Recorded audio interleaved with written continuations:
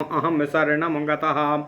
अथ श्री वायुपुराण उत्तरार्ध 31 चंद्रवंश कीर्तनम्। ओम नमः शिवाय। ऋषयः ऊचु मरुत्तेन कथं कन्या राज्ञे दत्ता महात्मना किं वीर्याश्च महात्मानो जाता मरुत्कन्यकाः। सूतुवाचो आहवन्तं मरुत्सोममन्नकामः प्रजेश्वरं मासी मासी महातेजा षष्टिसंवत्सरा नृपः। तेन ते मरुतस्तस्य मरुत्सोमेन्यतोषिता अक्षया अक्षय्यान्नं ददुः प्रीता सर्वकामोपरिच्छदम्। अन्नं तस्य सकृत्पक्वमहोरात्रे नादीक्ष्यते क्षीयते कोटिशो दीयमानं च सूर्यस्योदयनादपि। मित्रज्योतिस्तु कन्यायां मरुतस्य च धीमतः तस्माज्जाता महासत्त्वा धर्मज्ञा मोक्षदर्शिनां। सन्न्यस्य ग्रहधर्माणि वैराग्यं समुपस्थिताः यति धर्मोऽवमवाप्येह ब्रह्मभूयायते गताः। अनपायस्ततो जातस्तदा धर्मो प्रदत्तवान् क्षत्रधर्मस्ततो जातः प्रतिपक्षो महातपा। प्रतिपक्षो सुतश्चापि संजयो नाम विश्रुतः। संजयस्य जयः पुत्रो विजयस्तस्य जग्मिवानो। विजयस्य जयः पुत्रस्तस्य हर्यद्वतः स्मृतः। हर्यद्वतस्ततो राजा सहदेवा प्रतापवानो। सहदेवस्य धर्मात्मा अदीन इति विश्रुतः। अदीनस्य जयतसेनस्तस्य पुत्रोऽथ संस्कृतिः। संकृतेरपि धर्मात्मा कृतधर्मा महायसा। इत्येते क्षत्रधर्माणो नहुषस्य निबोधतो। नहुषस्य तु दायादाः षडीन्द्रो पमतेजसः उत्पन्ना पितृकन्यायां विरजायां महौजसां। यतिर्ययाति संयाति रायाति पञ्चतु द्वयः। यतिर्ज्येष्ठस्सु तेषां वै ययातिस्तु ततो वरः। काकुत्स्थकन्यां गां नाम लेभे पत्नी यदिस्तथा। संयातिर्मोक्षमास्थाय ब्रह्मभूतो भवन्मुनिः। तेषां मध्ये तु पञ्चानां ययातिः पृथ्वीपति। देवयानी मुसनसः सुतां भार्यामवापः। शर्मिष्ठामासुरीं चैव तनयामो वृषपर्वणः। आजीजनन् महावीर्यान् सुतान् देवो सुतोपमानो। द्रुह्युं चानुं चापुरुं च शर्मिष्ठा पार्थपर्वणि। अजीजन्महावीर्यान् सुतान् देवो सुतोपमानो। रथं तस्मै ददौ रुद्रः प्रीतः परमभास्वरम्। असङ्गं काञ्चनं दिव्यमक्षयो चामहे सुधी। युक्तं मनोजवैरश्वेर्येन कन्यां समुद्वहन्। सा तेन रथमुख्येन जिगाय च ततो महीमो। ययातुर्युधि दुर्धर्षे देवदानवमानवै। पौरवाणां नृपाणां च सर्वेषां सोऽभवद्रथः। यावत् सुदेशप्रभवः कौरवो जनमेजयः। कुरुपुत्रस्य राज्ञस्तु राज्ञः परीक्षितस्य च। जगाम सारथो नासं शापाद् गार्ग्यस्य धीमतः। गार्ग्यस्य हि सुतं बालः सा राजा जनमेजयः। दुर्हिंसयामास लोहगन्धं नराधिपम्। सा लोहगन्धो राजर्षि परिधावनितस्ततः। पौरजानापदैस्त्यक्तो नालेभे शर्मकर्हिचित्। ओम नमः शिवाय। ततः सा दुःखसन्तप्तो नालभं संविदं क्वचित्। सशाप हेतु कमरसिं शरण्यं व्यथितस्तदा। इन्द्रोतो नाम विख्यातो योऽसौ मुनिसुहृदारधी। याजयामास चेन्द्रोतः सौनको जन्मेजयः। आश्वमेधेन राजानं पावनार्थं द्विजोत्तमः। सालोह गंधो व्यन सत्तस्यावसत्थमित्यः सा चा दिव्यो रथस्तस्माद्वासिश्चेदी पतिस्तथा ततः सक्रेण तुष्टेन लेभे तस्माद् बृहद्रथा ततो हत्वा जरासन्धं भीमस्तं रथमुत्तमं प्रददौ वासुदेवाय प्रीत्या कौरवनन्दनः साराजं प्राप्य राजर्षिर्ययातिर्नहुषात्मजः पुत्रं ज्येष्ठे वरिष्ठं च यदुमित्याब्रवीद्वचः जराबली माम तातो पालितानि च परयगुः काव्यस्योशनसः सापान्य च तृप्तोऽस्मि यौनवे जरावली च माम तातो पालितानि च परयगुः काव्यस्योशनसः सापान्य च तृप्तोऽस्मि यौवने त्वं यदो प्रतिपद्यस्व पापमानं जरया सह जराम मे प्रतिगृह्लीस्व तं यदुः प्रत्युवाचः अनिर्दिष्टा मया भिक्षा ब्राह्मणस्य प्रतिश्रुता सा चाव्यायामासाध्या वै न ग्रहीष्यामि ते जरामो जराया बहवो दोषापान भोजनकारिणां तस्माज्जराम नाते राजन ग्रहीतु महामुत्सहे। ओम नमः शिवाय।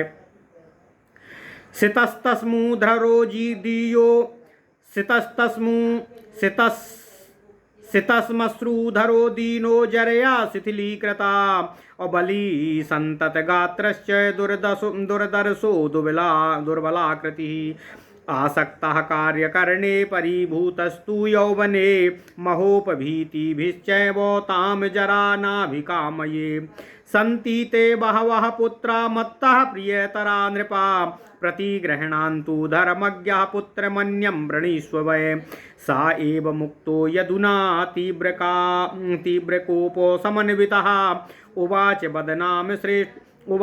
बदतां श्रेष्ठो ज्येष्ठ तं गर्हयन्तु आश्रमः कश्च वान्योऽस्ति को वा धर्मविधिस्तवः मामिनादृत्य दुर्बुद्धे यादाथ्य नवदेशिका एव मुक्त्वा यदुम राजा ससापैनं सामन्युमानो यस्त्वं मे हृदयाज्जातो वै स्वं न प्रयच्छसि तस्मान्यराजभागमूढो प्रजाते वै भविष्यति तुर्वसु प्रतिप्रद्यस्व पापमानं जरया सह यौवनेनोचरेयं वै विषयांस्तव पुत्रका पूर्णे वर्षसहस्रे ते प्रतिदास्यामि यौवनं स्वयं चैव प्रतिपत्स्यामि पापमानं जरया सह तुर्वसुर्वाच न कामये जराम तातो कामभोगो प्रणाशिनीं जराया बहवो दोषापान भोजनकारिणः तस्माज्जराम नाते राजन् गृहीतु महामुत्सहे। ययातिरुवाच यस्त्वं मे हृदयाज्जातो वयः स्वं न प्रयच्छति तस्मात् प्रजा समुच्छेदं तुर्वसो तव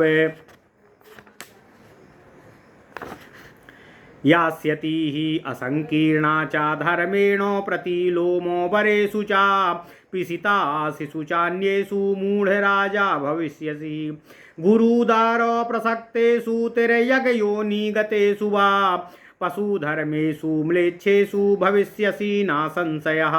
सूतवाच एवं तु तुर्वसुं सप्त्वा ययाति सुतमात्मनः शर्मिष्ठाया सुतं दुह्युमिदं वचनं ब्रवीतो दुह्यु त्वं प्रतिपद्यस्व वर्णरूप विनाशिनीं जरामो वर्षसहस्रं वै यौवनं स्वं ददस्व मे पूर्णे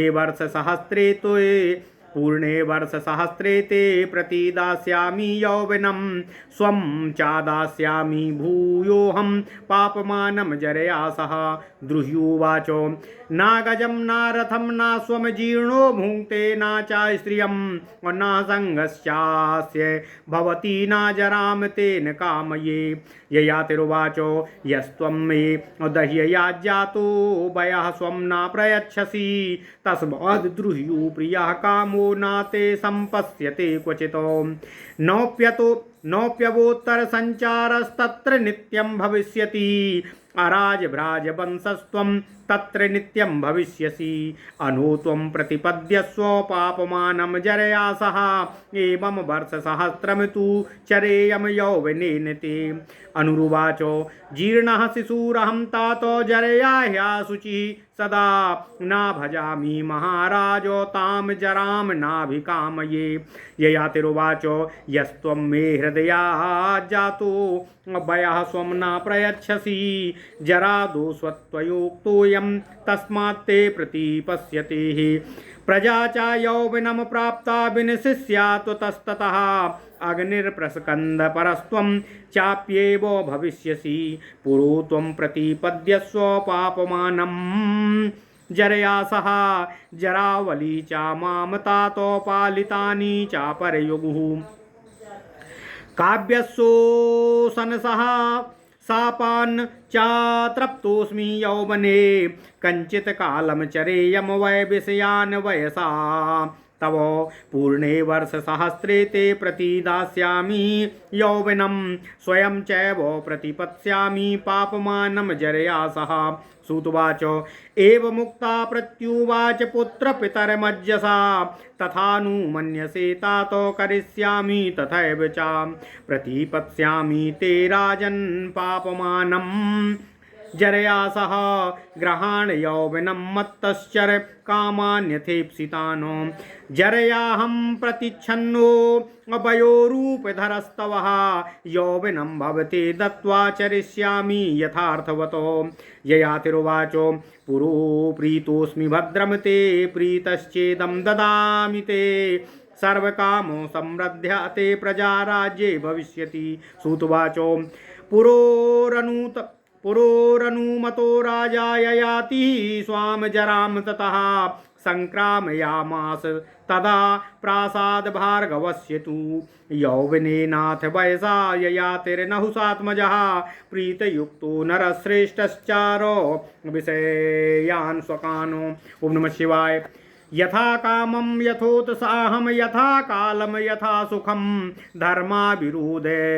धर्माविरोधाद्राजेन्द्रो यथार्हति सा एव हि देवानतर्प यद्यज्ञ पितृश्राद्धैस्तथैव च दीनाश्चानुग्रहैरिष्टै कामैश्च द्विजसत्यमानो अतिथीनन् पानैश्च वैश्यांश्च परिपालने आन्द्रसंशयेन शूद्राश्च दस्यु सन्निग्रहेण च धर्मेण च प्रजा सर्वाः यथा वदनुरञ्जयन् ययाति पालयामास साक्षादिन्द्र इवापरः सा राजा सिंह विक्रांतो युवा विषय गोचरः अविरोधेन धर्मस्य चचार सुखमुत्तमं सा मार्गमाणः कामानामन्त दोषो निदर्शनात् विश्वाच्या सहितो रेमे वैभ्राज्ये नन्दने वने अपश्यत्स यदा तं वै वर्धमानां नृपस्तदा गत्वा पुरुषकाशं वै स्वरं जराम प्रत्यपद्यतो सह सम्प्राप्य तु तान् कामांस तृप्तः खिन्नश्च पार्थिवः कालं वर्षसहस्रं वै सस्मारो मनुजाधिपः परिसंख्याय कालं च कलाकाष्ठास्तथैव च पूर्णा मत्वा ततः कालं पुरं पुत्रो मुवाचः यथा सुखं यतोत्साहं यथा कालरिन्दमा सेविता विषयाः पुत्रो यौवनेनो मया तव पुरो प्रीतोऽस्मि भद्रं ते गृहाण त्वं स्वयौवनं राज्यं च त्वं गृहाणेदं त्वं हि मे प्रियकृतसुतः प्रतिपेदे जराम राजा ययातिर्नहुषात्मजः यौवनं प्रतिपेदे च पुरुः स्वं पुनरात्मनः अभिषेक्तु कामं च नृपं पुरं पुत्रं कनीयसं ब्राह्मण प्रमुखा वर्णा इदं वचनमब्रुवन् कथं शुक्रस्य नापतारं देवयान्यासुतं प्रभो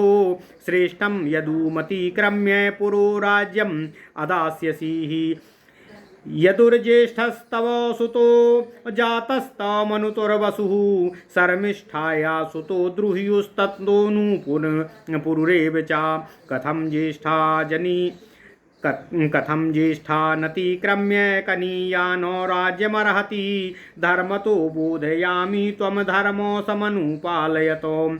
ययातिरुवाच ब्राह्मण प्रमुखा वर्णा सर्वे शृण्वन्तु ते मे वचः ज्येष्ठं प्रति यदा राज्यं नादेयं वै कथञ्चनो माता पितॄर्वचन क्रुद्धित पुत्र प्रशास्यते मम ज्येष्ठेन यदुना नियोगो नानुपालितः प्रतिकूलः पितुर्यश्च नासा पुत्रः सतां मतः सह पुत्रबध्यश्च वर्तते पितृमातृसुः यदुनाहमवज्ञातस्तथा तुर्वसुनापि च द्रुह्येण चानुना चैवमप्यवज्ञा कृताभृशम् पुरुणा तु कृतं वाक्यम् अमानितश्च विशेषतः कनीयान् मम दायादो जरायेन घृता मम सर्वकामो सर्वकृतः पुरुणा पुत्रकारिणा शुक्रेण चावरो दत्तः काव्येनोसन सा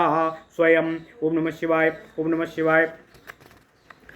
पुत्रो यस्त्वानुवर्तेतो सा राजाते महामते अभवतो नुमतोप्येयं पुरुराज्ये विसिच्यतामो यः पुत्रो गुणसम्पन्नो माता पितृर्हितः सदा सर्वमर्हति कल्याणं कनीयानपि सा प्रभुः अर्हा पुरुरिदं राज्यं यः प्रियकृत्तवः वरदानेन शुक्रस्य नाशक्यं वक्तुमुत्तरं पौर्जानपदैस्तुष्टैरित्युक्तो नाहुषस्तदा अभिषिच्य ततः पूरं स्वराज्ये सुते मात्मनः दिशि दक्षिणपूर्वस्यां तुर्वसुं तु न्यवेशयत दक्षिणा परतो राजा यदुं श्रेष्ठं न्यवेशयत प्रतीच्यामुत्तरस्यां चाद्रुह्युं चानुं चाताबुभौ सप्तद्वीपां ययातिस्तु जित्वा पृथ्वीं ससागरामो व्यभजत पंचधा राजा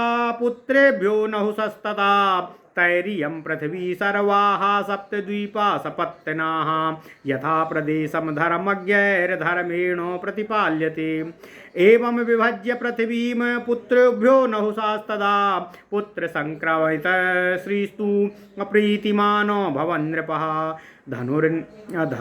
धनुर्न्यस्य प्रसत्कांश्च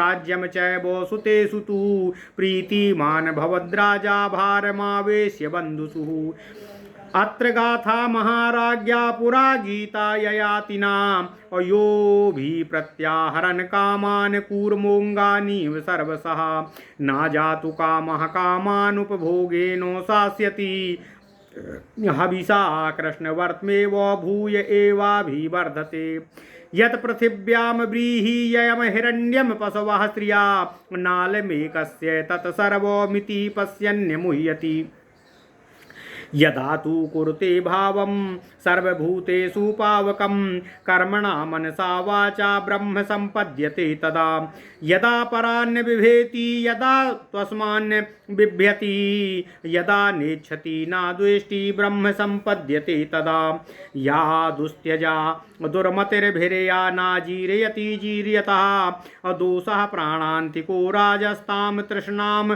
त्यजातः सुखं जीरयति जीर्यतः केशा दन्ता जीर्यति जीर्यतः जीविता साधना सा चा जीर्यतोऽपि न जीरयति यच्च काम सुखम लोके यच्च दिव्यम महासुखम तृष्णा क्षय तृष्णा क्षय सुखस्य तत्कालां नार्हति षोडशीमो एवमुक्त्वा सा राजर्षि सदारः प्रास्थितो वनं भृगुतुङ्गे तपस्तप्त्वाः तत्रैव चामहायसा पालयित्वा व्रतशतं तत्रैव स्वर्गमाप्नुयात् तस्य वंशास्तु पञ्चैते पुण्या देवर्षि सत्कृता यैर्व्याप्ता पृथिवीं कृत्स्ना सूर्यस्येव गभस्तिभिः धन्याः प्रजावान् युष्मान् कीर्तिमाश्च भवेन्नरः ययातेश्चरितं सर्वम् अपृच्छन् वन्दी भोजोत्तमः। ओम नमः शिवाय। ओम नमः शिवाय। ओम नमः शिवाय। ओम नमो भगवते वासुदेवाय। ओम देवकी सुत गोविंद वासुदेव जगतपते देहि तनियं कृष्ण त्वाम अहम शरणं गतः। अथ श्री वायुपुराण उत्तरार्धे 31 अध्यायः चंद्र वंश कीर्तनम। ओम नमः शिवाय, ओम नमः शिवाय। सूत जी ने पूछा, ऋषियों ने पूछा, हे सूत जी, महात्मा मरुत ने किस प्रकार अपनी कन्या राजा को प्रदान की तथा उस मरुत पुत्र से किस प्रकार के वीरवान तथा महात्मा पुत्र उत्पन्न हुए। सूत जी ने कहा, महातेजस्वी राजा ने 60 वर्षों तक अन्न प्राप्ति के निमित्त प्रतिमाह प्रजापति मरुत तथा सोम यज्ञ का अनुष्ठान किया था। उस मरुत सोम यज्ञ से संतुष्ट होकर मरुदगणों ने उन्हें सभी कामनाओं को पूर्ण करने वाला अक्षय अन्न प्रदान किया था। उस अन्न को पकाने पर वह दिन रात कभी भी नष्ट नहीं होता था और सूर्योदय से करोड़ों बार देने पर भी कभी समाप्त नहीं होता था। धीमान मरुत की कन्या मित्र ज्योति से महासत्वशाली धर्मज्ञ तथा मोक्षदर्शी पुत्रों की उत्पत्ति हुई जो गृहस्थाश्रम का त्याग कर बैरागी हुए और संन्यास धर्म का अवलंबन कर ब्राह्मणत्व को प्राप्त हुए। इसके पश्चात अनपाय की उत्पत्ति हुई और उनसे प्रतापवान धर्म का जन्म हुआ। धर्म से क्षत्र धर्म तथा उनसे महातपस्वी प्रतिपक्ष का जन्म हुआ। प्रतिपक्ष के जगत विख्यात पुत्र संजय हुए। संजय से जय तथा जय से विजय की उत्पत्ति हुई। विजय का पुत्र भी जय के नाम से प्रसिद्ध हुआ। जय का पुत्र हर्यद्वत के नाम से कहा गया। हर्यद्वत के पश्चात उनके पुत्र प्रतापवान सहदेव राजा हुए। सहदेव से धर्मात्मा पुत्र अदीन के नाम से विख्यात हुए। अदीन के पुत्र जयतसेन तथा उनके पुत्र संकृति हुए। संकृति के पुत्र महायशस्वी धर्मात्मा कृतधर्मा नाम के राजा हुए। वे सब राजा क्षत्रिय गुण कर्म तथा स्वभाव वाले थे। उनके उपरांत अब राजा नहुस के वंश का विवरण सुनिए। पितरों की पुत्री बिरजा से राजा नहुस के इंद्रतुल्य 6 महातेजस्वी पुत्रों ने जन्म लिया। उनके नाम थे यति, ययाति, संयाति, आयाति, पंच तथा द्वय। इन सब में यति ज्येष्ठ तथा ययाति उनसे छोटे थे। यति ने राजा काकुस्थ की पुत्री गौ को पत्नी रूप में ग्रहण किया। संयाति ने मोक्ष मार्ग का अवलंबन कर मुनियों की भांति ब्रह्मपद प्राप्त किया। इन 5 भाइयों में ययाति ही भूपति बना। उसने शुक्राचार्य की पुत्री देवयानी से विवाह किया। असुर राज बृहस्पर्वा की पुत्री शर्मिष्ठा को भी उन्होंने पत्नी के रूप में ग्रहण किया। देवयानी के यदु तथा तुर्वसु नाम के 2 पुत्र हुए। बृहस्पर्वा पुत्री शर्मिष्ठा के द्रुह्यु, अनु तथा पुरु नामक 3 पुत्रों को जन्म दिया। राजा ययाति ने इस प्रकार देवताओं के समान रूपवान, पराक्रमी तथा महाबली पुत्रों को उत्पन्न किया। महादेव ने प्रसन्न होकर राजा ययाति को एक सुवर्ण निर्मित प्रभा युक्त अति सुंदर दिव्य रथ प्रदान किया था। इसके साथ ही कभी ना नष्ट होने वाले 2 तरकस भी दिए थे। उस मनोहर रथ में मन के समान वेगवान घोड़े जुते हुए थे। राजा ययाति ने उसी रथ पर चढ़कर शुक्रपुत्री देवयानी के साथ संपूर्ण पृथ्वी को जीता था। युद्ध में राजा ययाति देवदानों तथा मनुष्यों सभी के लिए दुर्दमनीय थे। महादेव जी द्वारा दिया गया वह दिव्य रथ सभी कुरुवंशीय राजाओं द्वारा व्यवहृत किया गया। कुरुवंशीय राजा परीक्षित के पुत्र जन्मेजय के राजत्व काल में वह सुंदर रथ उनके अधिकार में था। बाद में धीमान गार्ग के हिसाब से वह रथ नष्ट हो गया था। कुमतिग्रस्त होकर राजा जन्मेजय ने गार्ग के पुत्र का वध कर दिया था। इससे क्रोधित होकर गार्ग ने राजा जन्मेजय को लोह गंध युक्त होने का शाप दिया था। लोहे के गंध वाले ओम नमः शिवाय होने पर राजर्षि जन्मेजय इधर उधर घूमते रहे, किंतु उन्हें कहीं शांति न मिली। ग्रामवासियों ने भी उनका परित्याग कर दिया।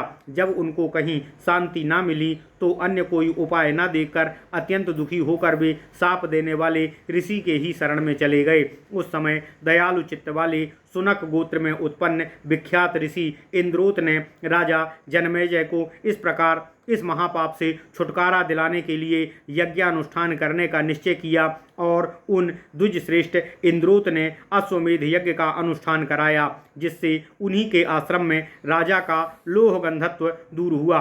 उनका दिव्य रथ चेदी देश के राजा बसु के अधिकार में चला गया। बसु से उसे इंद्र ने प्राप्त कर लिया। फिर इंद्र ने प्रसन्न होकर उसे राजा बृहद्रथ को दे दिया था।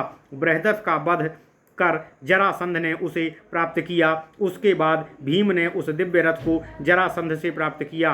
कौरवनंदन भीम ने उसे प्रसन्नतापूर्वक वासुदेव को समर्पित कर दिया। नहुस पुत्र राजर्षि ययाति जब शुक्राचार्य के शापवश वृद्धावस्था को प्राप्त हो गए, तब अपने ज्येष्ठ तथा श्रेष्ठ पुत्र यदु से बोले, हे तात, शुक्राचार्य के कारण मैं वृद्ध हो गया हूँ। मेरा शरीर झुर्रियों से भर गया है और मेरे केस श्वेत हो गए हैं। वृद्धावस्था ने मुझ पर आक्रमण कर दिया है, किंतु मैं अभी यौवना अवस्था के भोगनों से संतुष्ट नहीं हुआ हूँ। तुम मेरी इस वृद्धावस्था और शाप को ग्रहण कर लो। ययाति की बातों को सुनकर यदु ने उत्तर दिया, मैंने अनिर्दिष्ट काल तक ब्राह्मणों को भिक्षा देने का व्रत लिया है। यह भिक्षा संग्रह बहुत परिश्रम से ही पूरी होगी, अतः मैं आपकी वृद्धावस्था ग्रहण करने में असमर्थ हूँ। विशेषकर वृद्धावस्था में खान पान संबंधी अनेक दोष उत्पन्न हो जाते हैं। इसमें थोड़ी सी भी अनियमितता से अनेक कष्ट भोगना पड़ता है। इसलिए मैं आपकी वृद्धावस्था ग्रहण करने का जरा भी इच्छुक नहीं हूँ। वृद्धावस्था में श्वेत केश धारण करना पड़ता है। झुर्रियों से युक्त शिथिल शरीर के साथ अत्यंत दीनता से रहना पड़ता है। आकृति कुरूप हो जाती है, दृष्टि शक्ति दुर्बल हो जाती है और कार्य क्षमता भी नहीं रहती। यौवन के सुख प्राप्त नहीं होते। अतः इस प्रकार की अनेक विपत्तियों से घिरी इस वृद्धावस्था को मैं स्वीकार नहीं कर सकता। हे नरेश, आपके और भी अन्य पुत्र हैं जो आपको मुझसे भी अधिक प्रिय हैं। हे धर्मज्ञ, आप उन लोगों से ऐसी याचना कीजिए, वे ही आपके प्रस्ताव को मानकर वृद्धावस्था को स्वीकार करें। यदु के इस प्रकार कहने पर वक्ताओं में श्रेष्ठ राजा ययाति अत्यंत क्रोधित होकर अपने ज्येष्ठ पुत्र यदु का तिरस्कार करते हुए बोले, अरे दुर्बुद्धे, तुम्हारा कौन सा आश्रम है? तुम्हारी अन्य कौन सी धर्म विधि है? मुझे नए प्रकार से उपदेश देने वाले, क्या तुम्हारा कोई अन्य आश्रम धर्म है? अरे कुमति, मेरा तिरस्कार कर तुम कौन से आश्रम का धर्म पालन कर रहे हो? इस प्रकार अतिशय क्रोधित राजा ययाति ने यदु को शाप देते हुए कहा, तुम मेरे हृदय से उत्पन्न होकर भी मुझे अपनी यौवनावस्था नहीं दे सकते हो। इसलिए हे मूढ़, तुम तथा तुम्हारी प्रजा और संतानें कोई भी मेरे राज्य के उत्तराधिकारी नहीं होंगे। यदु को इस प्रकार का शाप देने के पश्चात राजा ययाति ने अपने दूसरे पुत्र तुर्वसु से कहा, तुर्वसु, तुम मेरी वृद्धावस्था तथा मेरे पाप को ग्रहण कर लो। हे पुत्र, मैं तुम्हारी यौवनावस्था से विषय भोगों का उपभोग करूंगा।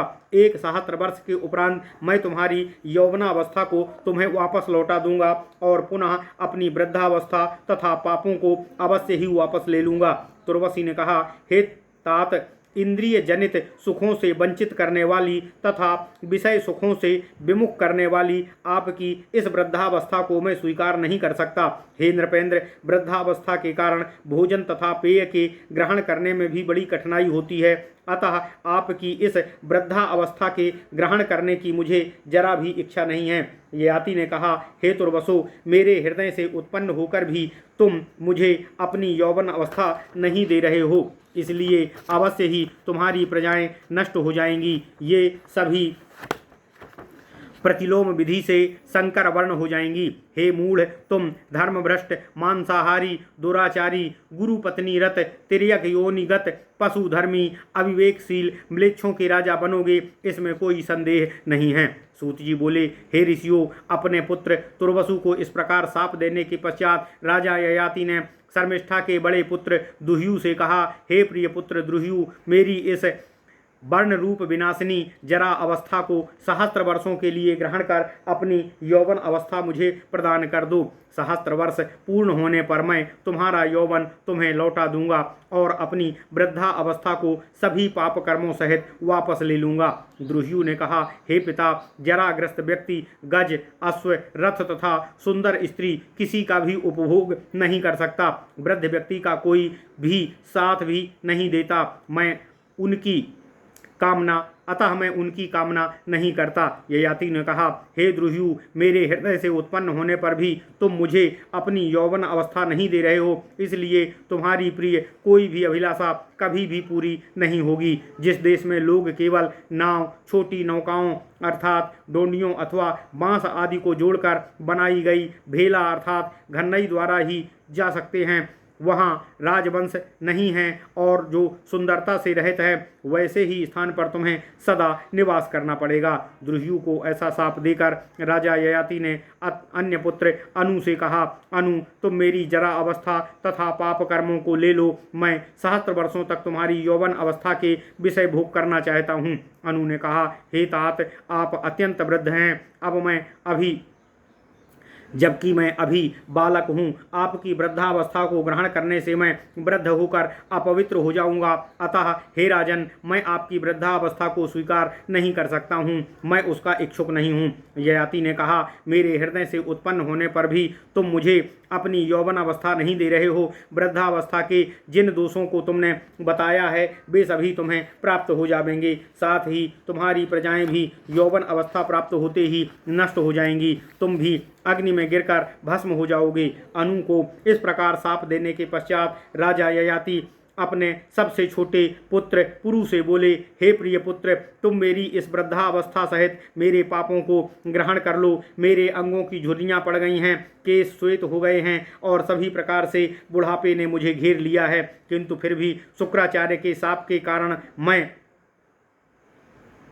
यौवनावस्था से अभी संतुष्ट नहीं हो सका हूँ। अब तुम्हारा यौवन प्राप्त कर कुछ समय के लिए विषयों का सेवन करना चाहता हूँ। 1 सहस्त्र वर्षों के पश्चात मैं तुम्हें तुम्हारी यौवन अवस्था वापस कर दूंगा और अपने पाप कर्मों सहित अपनी वृद्धा अवस्था वापस ले लूँगा। सूत जी ने कहा, पिता के इस प्रकार कहने पर पुरु ने कहा, हे तात, आप जैसी आज्ञा देंगे मैं वैसा ही करूँगा। हे महाराज, आपकी वृद्धा अवस्था सहित आपके समस्त पाप कर्मों को मैं ले रहा हूँ। आप मेरे यौवन को लेकर यथेच्छ विषय भोग का उपभोग करें। मैं जराग्रस्त होकर अपनी आयु तथा रूप को धारण कर तथा अपने यौवन का दान कर यथा योग्य सभी कार्य करूँगा। ययाति ने कहा, हे पुत्र पुरु, मैं बहुत प्रसन्न हूँ, तुम्हारा कल्याण हो। प्रसन्नता पूर्वक मैं तुम्हें वरदान देता हूँ कि तुम्हारे राज्य की प्रजाओं की सभी कामनाएं सदा पूरी होंगी तथा वे सदा समृद्ध रहेंगे।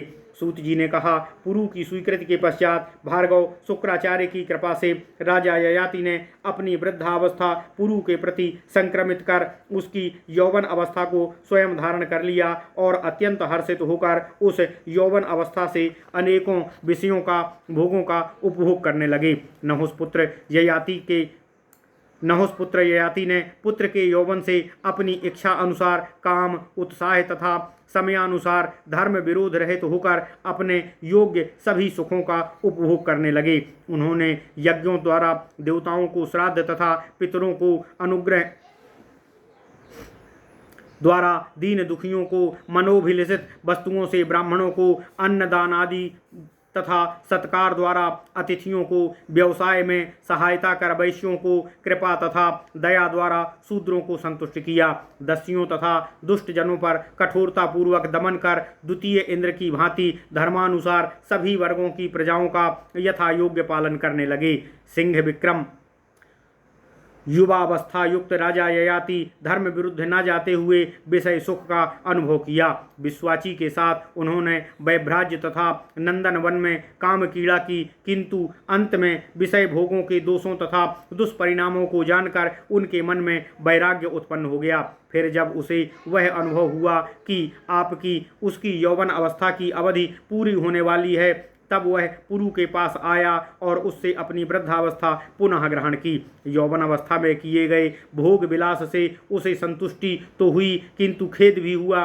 सहस्त्रों वर्षों के भोग विलास का उन्हें स्मरण हुआ। तब उन्होंने कला, काष्ठा, मुहूर्ता आदि की गणना की और समयावधि को पूर्ण जानकर पुरु पुत्र से बोले, हे अरिंदम, मैंने तुम्हारे यौवन से मन तथा उत्साह के अनुसार समस्त विषय भोगों को भोगा है। हे पुत्र पुरु, मैं तुम्हारे ऊपर अति प्रसन्न हूँ, तुम्हारा कल्याण हो। तुम अपनी यौवन अवस्था तथा इस राज्य को ग्रहण करो, एकमात्र तुम ही मेरे हितैषी पुत्र हो। ऐसा कहकर राजा ययाति ने अपनी जरा अवस्था फिर से ग्रहण कर ली और पुरु पुनः अपने यौवन को प्राप्त हो गए। इसके पश्चात जब राजा ययाति अपने कनिष्ठ पुत्र का राज्याभिषेक करने को तत्पर हुए, तब ब्राह्मण समुदाय तथा चारों वर्णों के लोगों ने उनसे यह कहा, हे प्रभु, आप शुक्राचार्य के नाती तथा देवयानी से उत्पन्न अपने ज्येष्ठ पुत्र यदु का अतिक्रम करके पुरु को क्यों राज्य प्रदान कर रहे हो? यदु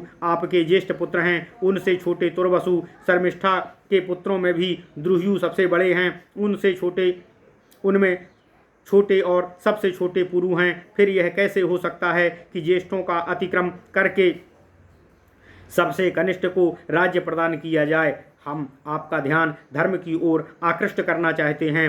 आप राजा हैं, अतः आपको धर्म का पालन करना ही चाहिए। ययाति ने कहा, हे ब्राह्मणों सहित सभी वर्णों के लोग, आप सब मेरी बात को सुने। ज्येष्ठ पुत्र यदु को मैं कदापि राज्य प्रदान नहीं करूंगा।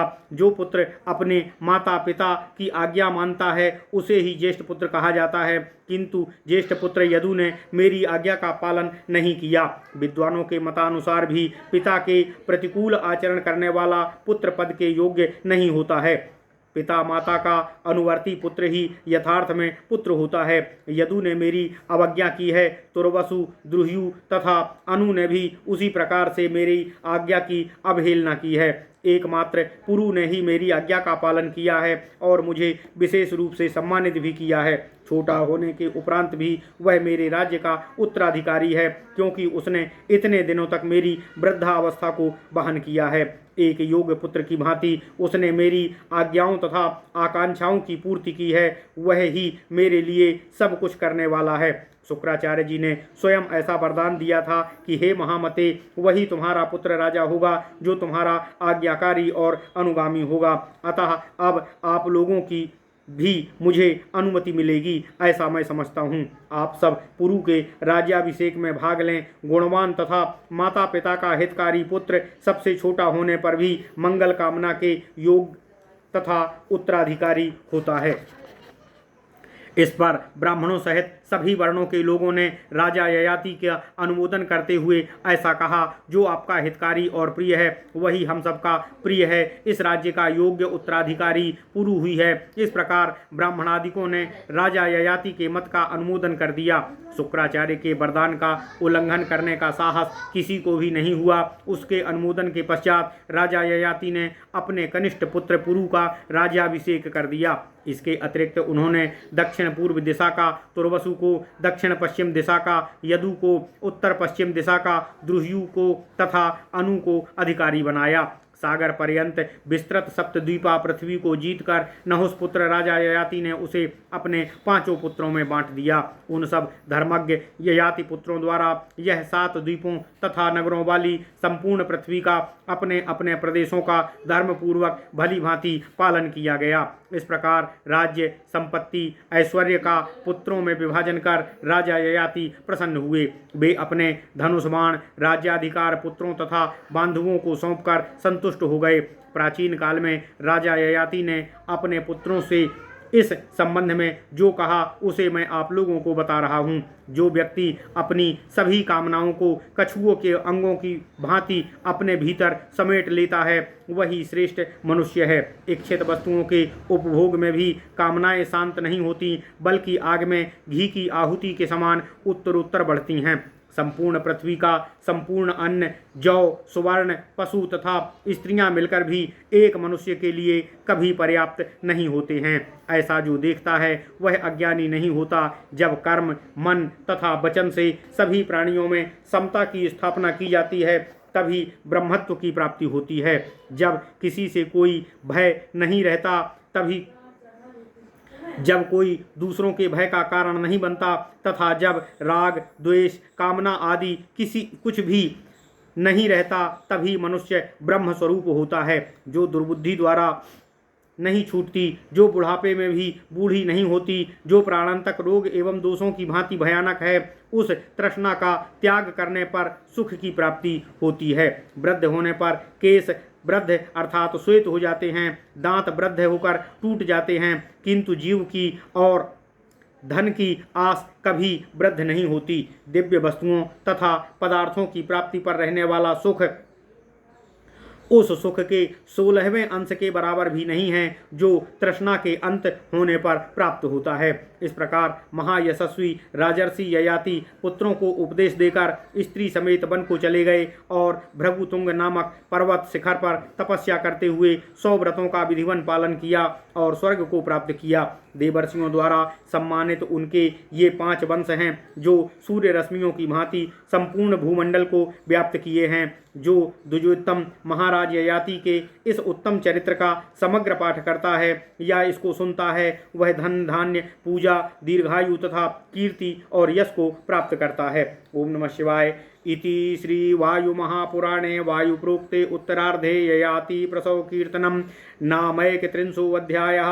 ओम नमः शिवाय। इस प्रकार श्री वायु महापुराण के उत्तरार्ध में ययाति प्रसव कीर्तन नामक 31 अध्याय पूर्ण हुआ। ओम नमः शिवाय। ओम नमः शिवाय। ओम नमः शिवाय। ओम नमो भगवते वासुदेवाय। ओम देवकी सुत गोविंद वासुदेव जगतपति देव में तनियम कृष्ण त्वाम अहम शरणम गतः।